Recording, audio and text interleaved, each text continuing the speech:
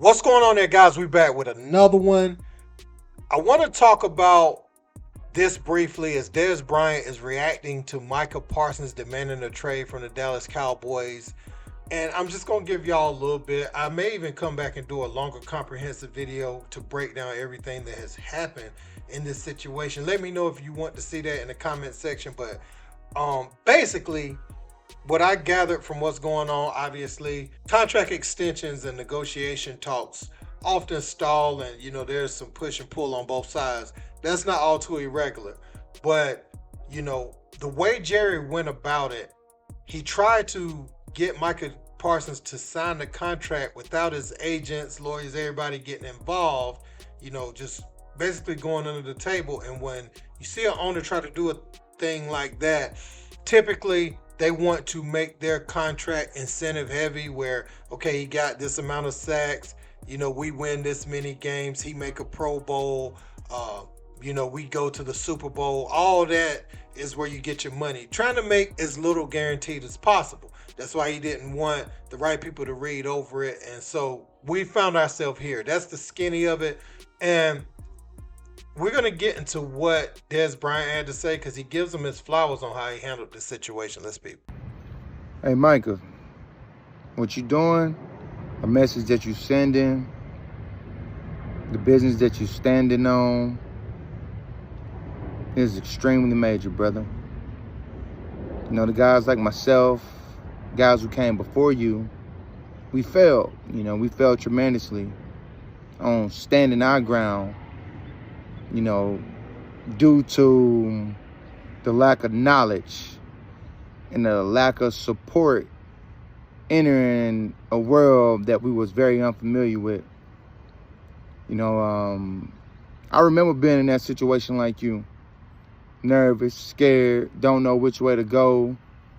Can't trust my support system. By the way, shout out to David, man. He's one of the best agents in the business. I respect how y'all go about y'all business.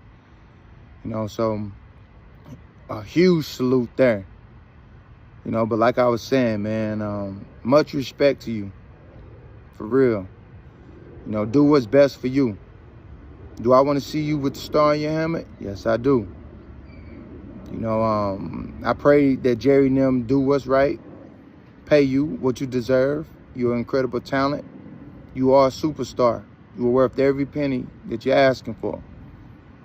And if everything don't work out, you still gonna be great because that's who you are.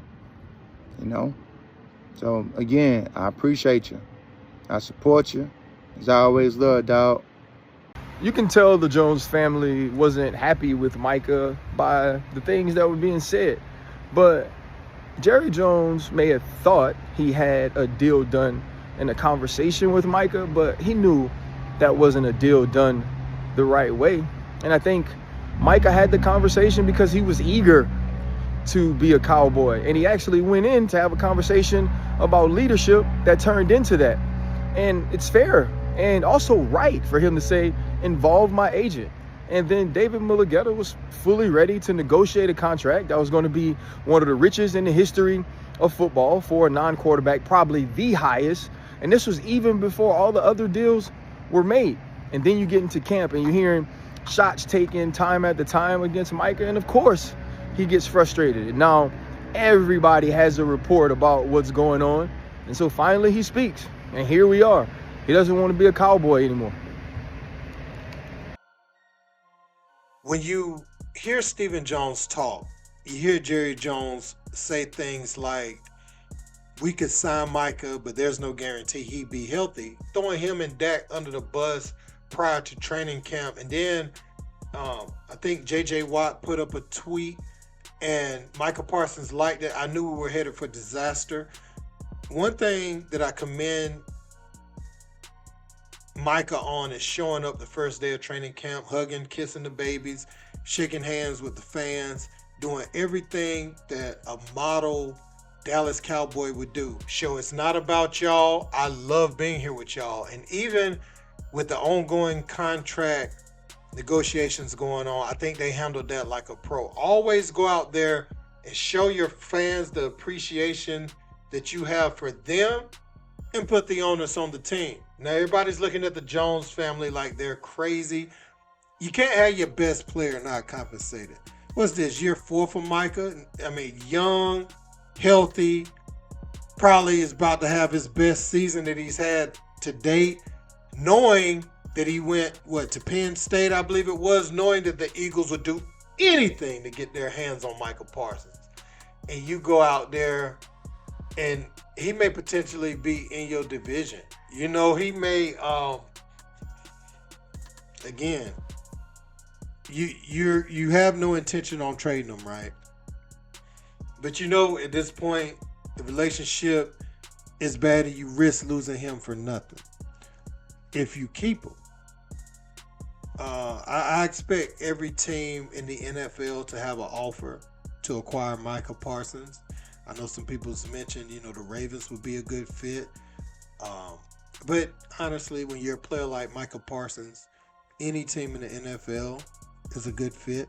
Anybody would love to have Micah. Now, some teams less than others, it's not as big of a necessity, but everybody can find a starting spot for someone that gifted in the league. And I'm telling you, if you keep them and then a team like Philly or even the Commanders is able to get them in your division, then you're going to be looking extremely wild for that. Dallas, I feel bad for the fans because, coming into this season, to have your best player demanding a trade. I mean, every offseason they have this type of stuff, but now it has finally hit the fan where this guy wants to leave. I know he's close with C.J. Stroud as well, so that's another thing they can't let happen. He can't continue to play football in Texas. If you keep him, and then he don't re-sign, and then he end up playing football in the state of Texas, that'll be a crazy look as well. But yeah, man, let me know if y'all want me to break this whole thing down, because I've been following this situation really close. And, since the beginning of the offseason, right? But even dating back to last season where he wanted the contract extension, I know people saying he had an agreement with Jerry, but that's why you have agents and people to look through the logistics of everything. He may go in there and say one thing, and then they may break it down to you in layman's terms on why it's beneficial for you and where the team's trying to get over on you. And, he presented a contract that he thought was fit, the agent. Good job.